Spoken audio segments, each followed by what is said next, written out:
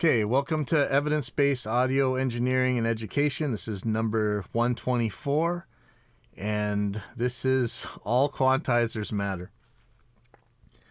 So first thing for today. So I don't know if you guys have been seeing this, but I'm going to go to the allegedly better news sources here. So this is about Audacity. A lot of you guys out there use Audacity. You may have paid DAWs, but you may still like using Audacity for one reason or another. The title of this is from Music Radar. And remember, we've had some massive problems with reporting in Music Radar lately. But, you know, Music Radar was nice to Reaper when they first started. I'm going to try and give them the benefit of the doubt and hopeful that smarter, cooler, more reason-based heads will prevail over at that publication.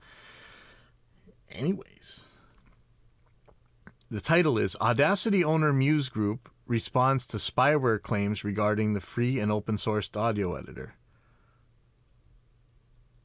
Ultimate Guitar owner says that it's working on rectifying unclear phrasing.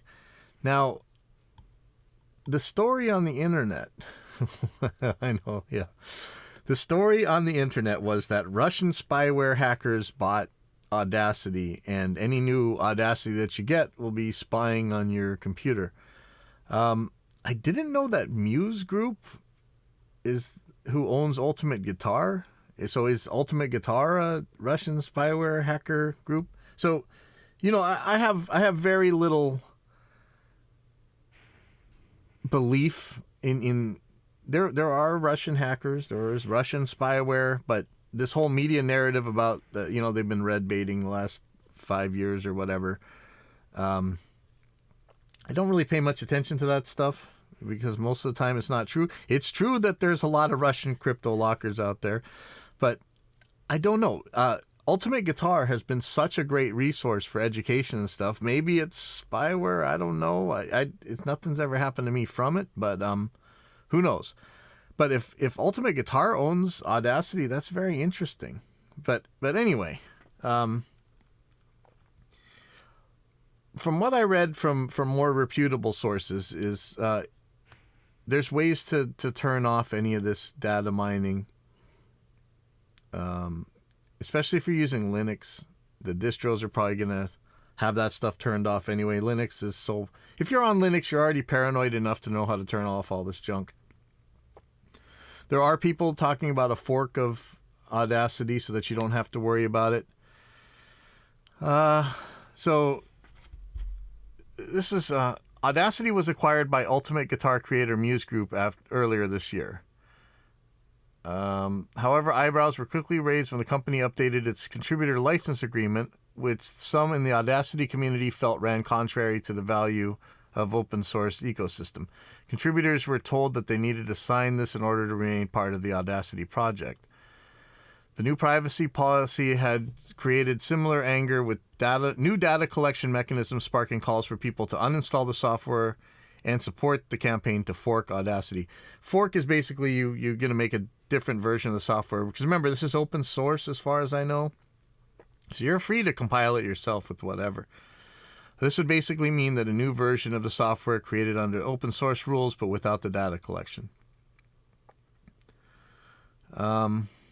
Anyway, they're saying that Muse is saying that they're not going to collect any data or whatever, but you know, who knows? This could be a backdoor into your stuff, and of course the company doing it could lie about it. You know, maybe it's time to use a different DAW. But, you know, it's careful what you're using. As far as I know, Audacity has trouble running like VSTs. I haven't really run it in a long time, but I know a lot of podcasters use it for basic editing, and I don't want people to stop using it. But I don't know, man. If you're doing any serious work, you're probably not using... okay, I'm not going to say it that way. If you're doing a lot of hardcore multi-track editing and mixing and stuff, you're probably not using Audacity. I don't even know if it has ASIO. Anyways, this caused a big uproar. I talked to Scott Stillwell about it. He didn't seem to think it was too big of a deal and was already dealt with. Here's another one from Ars Technica, and I may have a problem with Music Radar, but when it comes to Ars Technica, who absolutely seems to hate artists having any sort of rights. This is my opinion. You guys can tell me that I'm wrong about this, but Ars Technica has seemed to consistently stand against artists' rights to their music, as far as I can tell. You guys may want to interpret that in a different way, but I don't trust these guys one bit. And the way they write this is their typical gaslighting Ars Technica stuff. If you don't agree with them, you must be an idiot. So it says, don't like it, don't opt in. No open source Audacity editor is not spyware. The community's telemetry concerns were received and addressed 2 months ago. This is why I don't like Ars Technica. It is just typical, I hate when these new SJW terms, gaslighting and microaggression or whatever. But Ars Technica, who actually accuses people of this stuff all the time, this is constantly how they do stuff. If you don't agree with them, you're a technophobe, you're a neophyte, whatever. This is concerning. Like, if your DAW all of a sudden is doing data mining on you, it's concerning. Sorry that you want to dismiss it so readily, but again, this is Ars Technica. I remember them, I can't even use the word, but they were pushing something from the EFF a while ago, the Electronic Frontier Foundation, who really, they do stand up for a lot of consumer rights, but they definitely stand against artist rights a lot. The one time that I really had an issue that the EFF, allegedly their whole mission statement is to deal with, is when Universal Music, Warner Brothers Music, several IP trolls, and Facebook and YouTube were constantly blocking my audio output and accusing me of DMCA violations using my speaking voice or hitting a snare in my studio room. Turns out that some scumbag IP trolls, patent trolls, whatever, had uploaded commercial samples into the DMCA. What do we call that thing? The content ID, the content ID system. So if you have content that matches something inside the content ID system, you get nailed and your money goes to somebody else. My stuff's not monetized anyway, but it did end up in me being blocked. And, they've gone in the past, not just once, and uploaded commercial libraries to there. And in my case, the other day, this started happening to me again. I was using a sine wave sweep. They must have put a sine wave sweep in the content ID system, and I got nailed for it. Remember, Facebook isn't accountable. There is nobody you can actually call or email that's guaranteed to actually get to somebody at Facebook or YouTube or Google.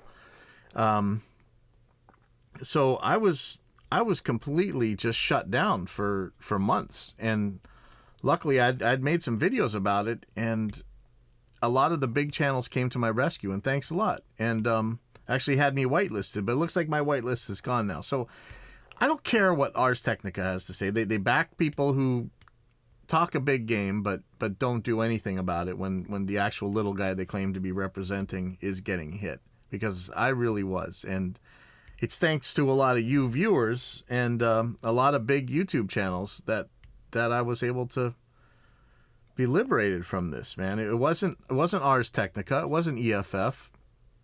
It wasn't whatever that guy. I can't even remember his name anymore. I didn't want to give him any publicity. But remember, we had people speaking on behalf of the free T. I don't think I can say it. Anyways, so that's it. Be careful with your Audacity. Allegedly, it's nothing to worry about. I don't know. I'd worry. And really, if you're going to do some serious work, if you're doing a lot of multi-track work and you need low latency, real-time effects and things like that, go use a different DAW. Audacity is not really the DAW for you. Maybe it's okay. I don't know. I wouldn't. I'd go use something else. Next thing on the agenda is a Room EQ Wizard update. Okay, this is seriously dorky stuff, but You might want to get this. The newest one, they have a 5.2 RC12. Added an input selection button on the RTA. Thank you. That's actually very helpful.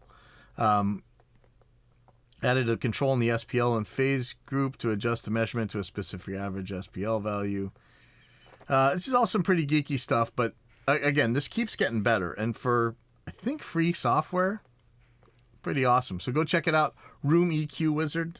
If you're already a Room EQ Wizard user, you may have gotten an update for this, but I keep my spam thing is so hardcore that I don't even get updates from stuff that I actually want to use. So sadly, so in case anybody want to know why am I calling this one All Quantizers Matter, here was another guy who doesn't understand digital audio, and he had posted 24-bit just sounds better and more detailed.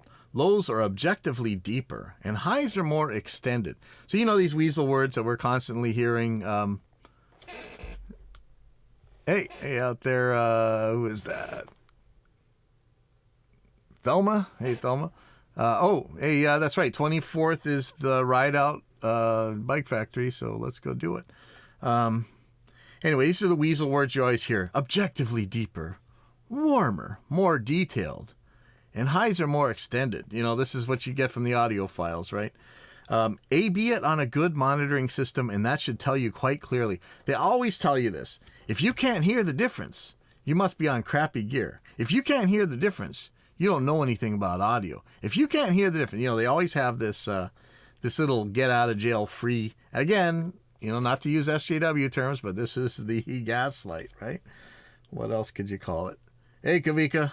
You guys actually did okay last night, but tune your guitar to something sensible or buy a 7-string. So one of the comments was, don't take advice from someone who likes things that are objectively deeper. And then somebody, of course, had to say all quantizers matter. So there you go. Nothing big, and I'm sure I'll get canceled for that. Okay, so here's some new goodies. Blackbird Studio and Kit plugins team up to release the BBN105 plugin. So Blackbird Studio, a Nashville-based developer of audio tools, Kit plugins, have teamed up to release BBN105 plugin, the first ever channel strip emulation of the rare Neve analog console in Blackbird's legendary Studio A. The emulation is the only one of its kind, bringing the cleanest and most pure sonic quality and sound of Studio A to modern DAWs. So is it the cleanest and most pure? If it's the cleanest and most pure, this thing shouldn't do anything, right? If I put something in and it gets changed, it's no longer the cleanest and most pure. This is just like that kind of weasel words and stuff. It looks like it's got an EQ kind of, with whatever EQ setup they have over at Blackbird Studios. I don't know if this is like a custom Neve or something, but let's see. The Neve console in Blackbird Studios A is far from ordinary and has been used to record countless albums by some of the most well-known and renowned music artists in the world. Originally built in the 70s, the console went massive restoration and received a series of mods from some of the best minds in the audio industry. The engineers at Kit carefully sampled channel 21, taking into account all of the factors that change the sound. Wait, I thought it was clean and pure. You really wanted to change the sound? Running the signal through the unique amp of Master Bus B and capturing the samples using McBride's favorite AD converters. The sound of that Neve is special, said McBride. The producer walked in and said, "What did you do to get that sound?" "Well, I just ran it through the console. They have their own color." See, you can either have your own color or you can have a clean and pure signal path. I mean, what is it that it does? You guys always talk about this magical God of the Gaps thing. If it makes a difference, it's measurable. So I'm sure it's great. Who knows how much it costs? $99.99 with the voucher for a free subscription set to launch at a later date. What's the subscription for? Okay. So $100, you get a Neve channel that allegedly doesn't change your sound and changes your sound at the same time. Yeah. Okay. Here we go. SSL, Solid State Logic, launches new LMC Plus Classic Compressor plugin. Now this is a little bit of history here, right? Let's see, $30. Oxford, England, SSL announces their refreshed e-commerce platform with the launch of a new take on the 4000 series classic compressor. The LMC Plus is a significantly enhanced version of the classic SSL Listen Mic compressor with a range of new creative tools for artists, producers, and engineers.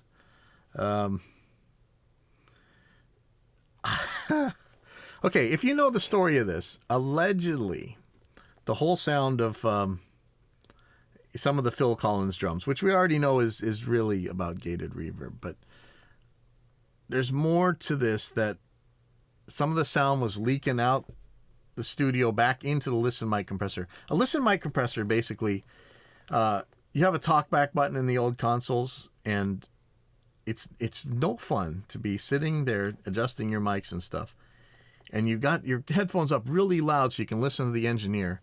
And most of the guys are like whispering at you, "Hey, could you tap that mic again?"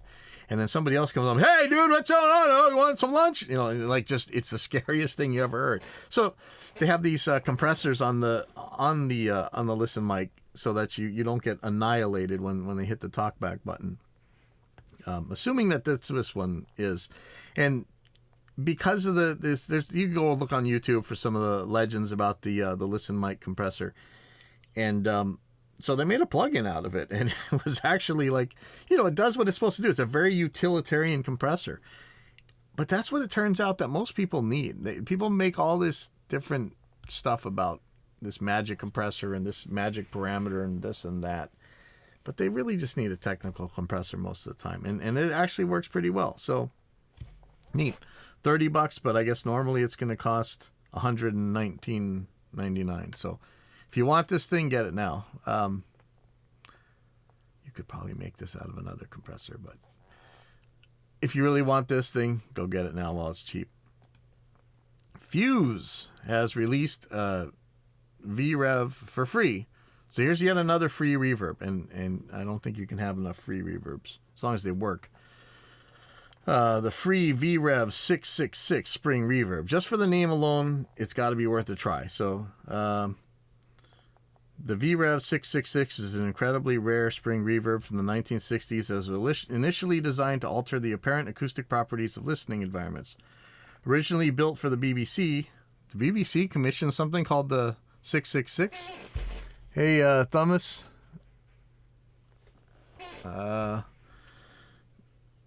That's interesting to think the BBC back in the 60s commissioned a reverb called the 666. Is that true? Anyways, it's a free...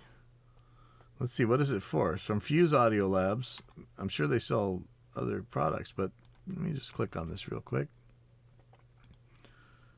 All right, it's trying to load.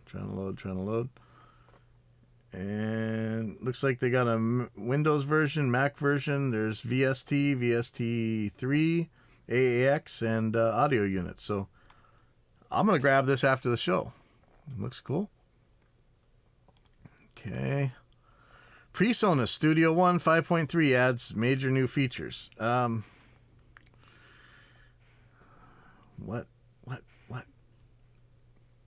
There's a chord track, several new save, export, and archive options. I'm not a big Studio One fan. I really like PreSonus, but we've had a lot of trouble supporting Studio One for some reason. I just don't know why. So it's nice to hear about. So version 5.3,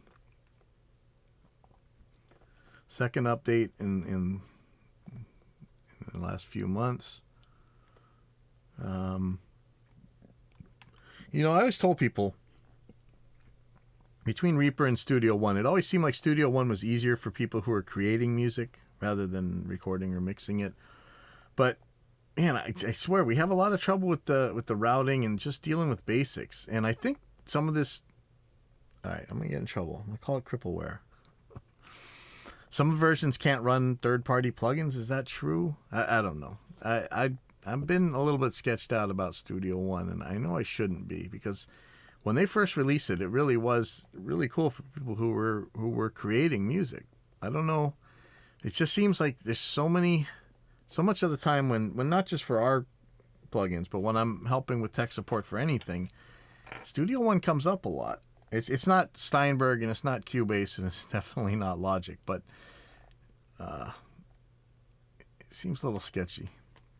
But there you go. Maybe this thing is going to push you over the top because, man, I didn't know they could do all this scoring. This is actually pretty cool.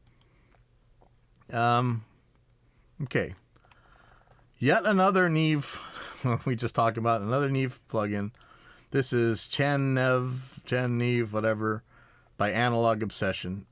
Ultimate channel strip with mic preamp, de-esser, line amp, 4-band equalizer, compressor limiter, and tape saturation.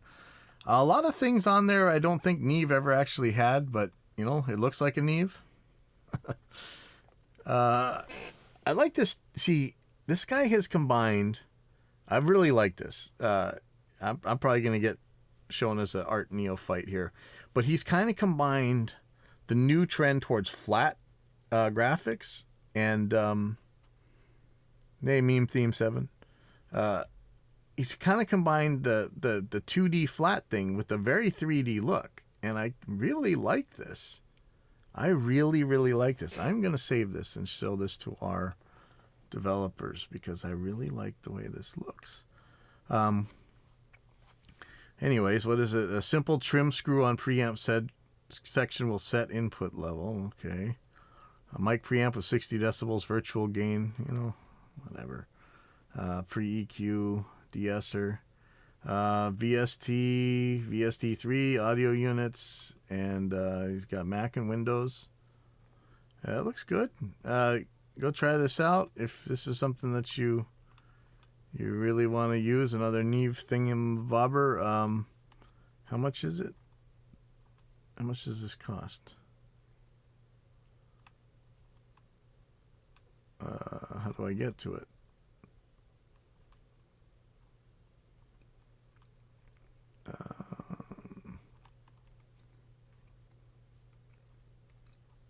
Yeah, where? How do I get to your page, dude? All right. Oh, he has a Patreon. I wonder if this thing's free. Interesting. Well, I really like the look of this. We're going to talk about that. But yeah, if you have to have Neve-looking stuff on your screen, go grab this thing, especially if it's free. Okay. Here's the eternal fight about whether Behringer's just ripping people off or not. Behringer now shipping the RD9, Rhythm Designer 9. It has a very distinctive look to it. For you guys who are on... can I say this or will Behringer get me? I've backed you many times, Behringer, in things that I think you've done right. So if you go and sue me, you will only make me stronger. If you mod me down, you will only make me stronger. This is the RD9 Rhythm Designer, and it looks like a direct... It looks very inspired, let's say, by the old Boss rhythm machine things. I'm sure it actually works better. Lots of times when Behringer copies stuff, they copy the bad as well as the good. Oh, did I just say copy? Okay. Lots of times when Behringer is inspired, they're inspired by the bad as well as the good. But lots of times I've seen them actually fix things and make them better. So who knows? If you want an old school drum machine, this is probably it. I'm just going to read some of the comments here. So 2 thoughts. 1, shameless ripoff, naturally. 2, Behringer makes gear other manufacturers for whatever reason refuse to make. That's... So somebody else answered, it is understandable when they remake gear that is long out of production, but ripping off gear that is still in production and still selling well, that's a whole different story. So, you know, it's the constant Behringer fight. But if you want an old school drum machine, this is probably going to be good. I was surprised at the DSP inside the XR18 and the X32 and the M32 and all that. A lot of it's really good. Speaking of which, I used for the third time seriously, the XR18 for our live show that we do right out in front of the music school. And last night I had a sub for the first time, and it's pretty awesome. I don't really get into it very much, but the onboard gate, compressor, and EQ just work how I'd like them to work. So it actually went very well. I really like the sound of it. So I did get an Alto 318S subwoofer, and I'm using that with Alto TS312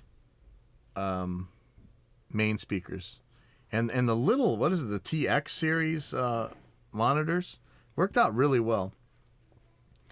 Okay, and so another one here is the KIIVE audio. I'm not sure how they even says it, but he's got a bunch of stuff out. I don't know, it's an amplifier, a channel strip looking thing, a tape saturator, and a Pultec. Says Warmy EP1A free forever. The other stuff is kind of high price, so I'm not sure. You might go check it out. Always neat to see new developers though. So KIIVE audio. Okay. Next one. Sound Magic releases Bamboo Dreams featuring over 20 Chinese woodwind instruments. This sounds interesting. If you guys are sick of the same sounds that you're always using, it's $400, so you'd have to be a pretty serious virtual instrument person to actually spend the money on this thing, I would think. But it looks like it's in all the regular formats that you'd want to use. See, I don't even know how to say these things. Not only does it include solo woodwinds such as DZ, Zhao, Baowu, Wanzi, Hulusi. Sorry if I'm saying this wrong, but also includes woodwinds ensembles, different models for each solo instruments. Sounds pretty. It's like 42 gigabytes of sampled data. That sounds pretty awesome. If you're into that kind of stuff and you're sick of the same sounds you probably got loaded into Kontakt, you may want to check this out. Okay. Ample Sound releases Ample Ethno Banjo and Ethno Instrument Promotion. All right. I love the Ample stuff. We definitely use the free bass and the free acoustic, and I think there's a free electric that I use, but I use the free acoustic and the free bass all the time. It's a pretty good company. Their normal stuff is a little bit on the pricier side, maybe. I don't know. Who knows what pricey is anymore? But to see that they're putting out a banjo, I'm guaranteeing it's I'm betting that it's pretty good. So I go check it out. 3.9 gigabyte sample library. Ouch. That's big, man. 4 mic modes, 9 articulations. Go check it out. Check out everything that Ample makes. They especially the free stuff. Grab the free stuff no matter what. I would definitely add that to your collection. Okay, so I thought I was going to get to clown on some audio fakery nonsense charlatans. Because Space Lab Systems has their lift speaker sounds. And remember how many times we talk about cable lifts and all other fake cable things? But turns out that what these guys made is speaker stands with handy little height adjusters on the bottom of it. And it looks like you could put magic sliders on to move them around real easy as well. I don't know how much these things cost. It looks like they hide your cables for you as well, which looks cool. But I'll tell you, this is one of those things where you're like, if you've ever had to shim speaker stands before for your studio, you know how much that sucks. And most of the time you don't have that much space to do it anyway. And so these little things look pretty smart. I'd like to see how much space they actually take up. But let's see. Base plate dimensions. But no, I want the floor ones. A little bit more than a foot, but looks pretty interesting, so you might want to check this out. So this is spacelab.systems, and it's called the Space Lab Systems Lift Speaker Stands.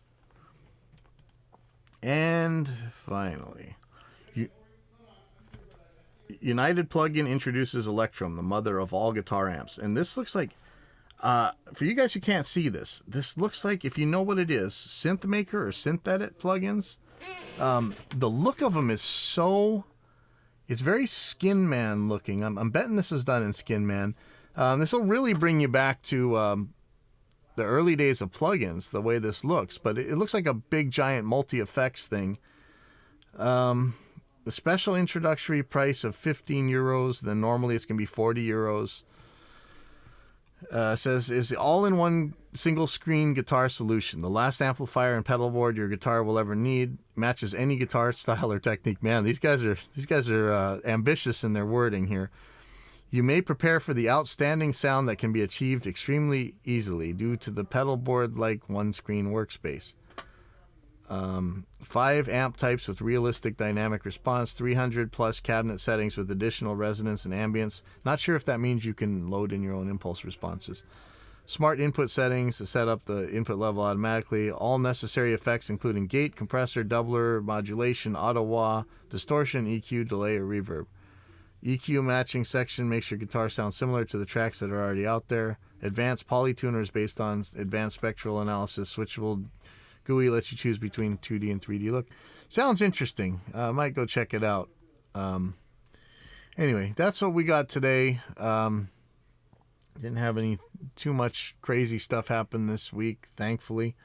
So I'll see you on the usual places. We're going to be doing a lot of testing this week on the new AIX DSP plugins.